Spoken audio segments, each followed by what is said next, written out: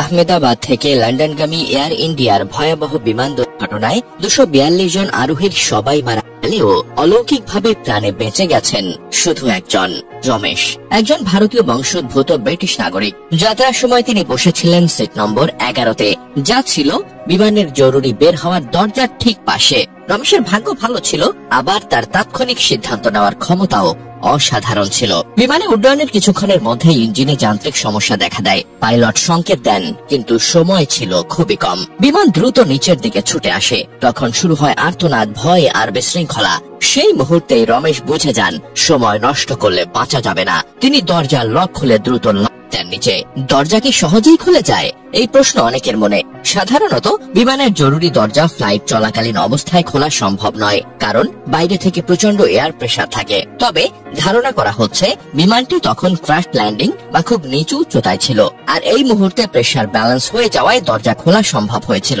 সেই সুযোগেই রমেশ দরজা খুলে বিমান বিধ্বস্ত হওয়ার আগেই লাফিয়ে পড়েন। এটা হয়তো তার বাঁচার একমাত্র রাস্তা ছিল। এই ঘটনাটি শুধু ভাগ্যের ফল নয়, বরং এটি ছিল সময় মতো নেওয়া সাহসী সিদ্ধান্ত এবং জরুরি দরজার সঠিক অবস্থান বোঝার ফল। অনেকে এটাকে অলৌকিকতা মনে করলেও বিশেষজ্ঞদের মতে এই বেঁচে যাওয়ার পেছনে রয়েছে 3টি গুরুত্বপূর্ণ কারণ। দরজার অবস্থান সিট 11-এ, যেখান থেকে সরাসরি বের হওয়া সম্ভব ছিল।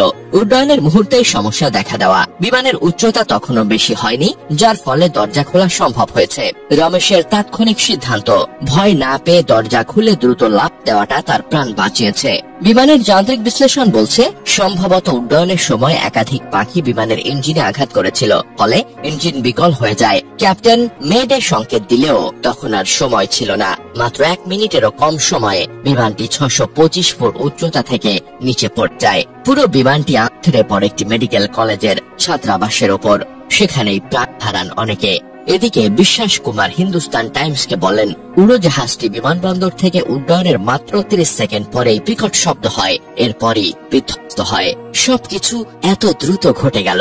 বিশ্বাস কুমার বুকে, চোখে ও পায়ে আঘাত পেয়েছেন। নিজের বোর্ডিং পাস দেখে বিশ্বাস কুমার বলেন, যখন উঠে দাঁড়ালাম চারপাশে শুধু লাশ পড়েছিল। আমি ভীত সন্ত্রস্ত হয়ে পড়ি। উঠে দাঁড়িয়ে দৌড় দেই। আমার চারপাশে উড়োজাহাজের ভাঙা টুকরো ছড়িয়ে ছিটিয়ে ছিল। কেউ একজন আমাকে ধরে অ্যাম্বুলেন্সে তোলে এবং হাসপাতালে নিয়ে আসেন। শেষ কথায় বলা যায়, এই ভয়ঙ্কর ট্র্যাজেডির মধ্যেও রমেশের বেঁচে যাওয়া যেন এক জীবন্ত অলৌকিকতা। তবে এটি অলৌকিকতার গল্প নয়, বরং এক সাহসী সিদ্ধান্ত, সময় মতো কাজ এবং জরুরি দরজা ব্যবহারের বাস্তব উদাহরণ। মৃত্যুমুখে দাঁড়িয়ে একজন মানুষের নেওয়া সঠিক পদক্ষেপই হয়ে উঠেছে তার বাঁচার একমাত্র কারণ।